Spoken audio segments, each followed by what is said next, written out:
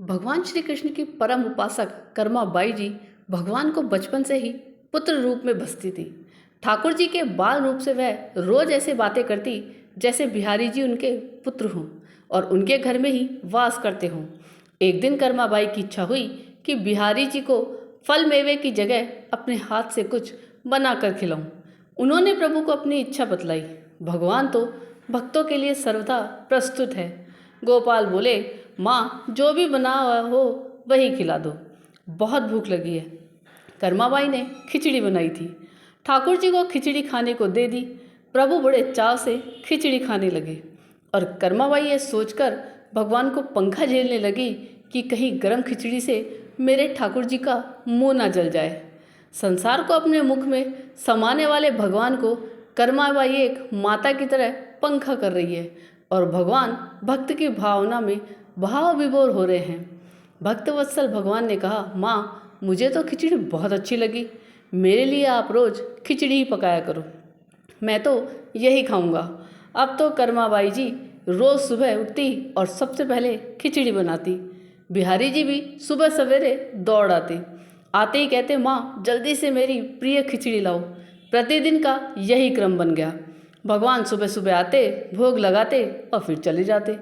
एक बार एक महात्मा कर्माबाई के पास आया। महात्मा ने उन्हें सुबह सुबह खिचड़ी बनाते हुए देखा तो नाराज होकर कहा, माता जी आप यह क्या कर रही हो? सबसे पहले नहा धोकर पूजा पाठ करनी चाहिए, लेकिन आपको तो पेट की चिंता सताने लगती है। कर्माबाई बोली, क्या करूं महाराज जी, संसार जिस भगवान की पूजा अर्चना कर रहा होता है वही सुबह सुबह भूखे आ जाते हैं, उनके लिए ही तो खिचड़ी बनाती हूँ। महात्मा ने सोचा कि शायद कर्माबाई की बुद्धि फिर गई है। यह तो ऐसे बोल रही है जैसे भगवान इसकी बनाई खिचड़ी के ही भूखे बैठे हुए हों। महात्मा कर्माबाई को समझाने लगे, माता जी तुम भगवान को अशुद्ध कर रही हो। सुबह स्नान के बाद पहले रसोई की सफाई करो, फिर भगवान के लिए भोग बनाओ। अगले दिन कर्माबाई ने ऐसा ही किया। जैसे ही सुबह हुई भगवान आए और बोले, माँ मैं आ गया हूँ, खिचड़ी लाओ। कर्माबाई ने कहा, प्रभु अभी मैं स्नान कर रही हूँ, थोड़ा रुको। थोड़ी देर बाद भगवान ने फिर आवाज़ लगाई, जल्दी करो माँ, मेरे मंदिर के पट खुल जाएंगे, मुझे जाना है। वह फिर बोली, अभी मैं सफाई कर रही हूँ। प्रभु भगवान सोचने लगे कि आज माँ को क्या हो गया है, ऐसा तो पहले कभी नहीं हुआ। भगवान ने झटपट करके जल्दी जल्दी खिचड़ी खाई। आज खिचड़ी में भी रोज वाले भाव का स्वाद नहीं था। जल्दी जल्दी में भगवान बिना पानी पिए ही भागे। बाहर महात्मा को देखा तो समझ गए, अच्छा तो यह बात है, मेरी माँ को यह पट्टी इसी ने पढ़ाई है।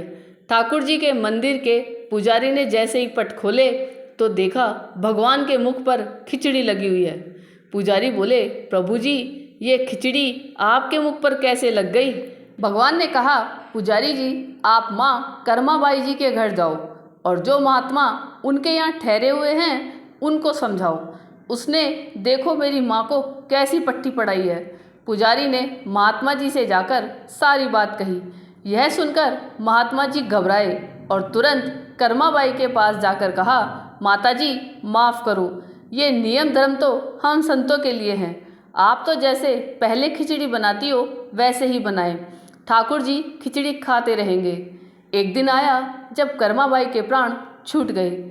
उस दिन पुजारी ने पट खोले तो देखा भगवान की आंखों में आंसू है, प्रभु रो रहे हैं। पुजारी ने रोने का कारण पूछा तो भगवान बोले, पुजारी जी आज मेरी माँ कर्माबाई इस लोक को छोड़कर मेरे निज लोक को विदा हो गई हैं, अब मुझे कौन खिचड़ी बनाकर खिलाएगा?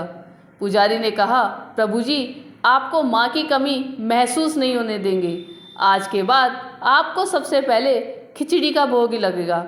इस तरह आज भी जगन्नाथ भगवान को खिचड़ी का भोग लगाया जाता है।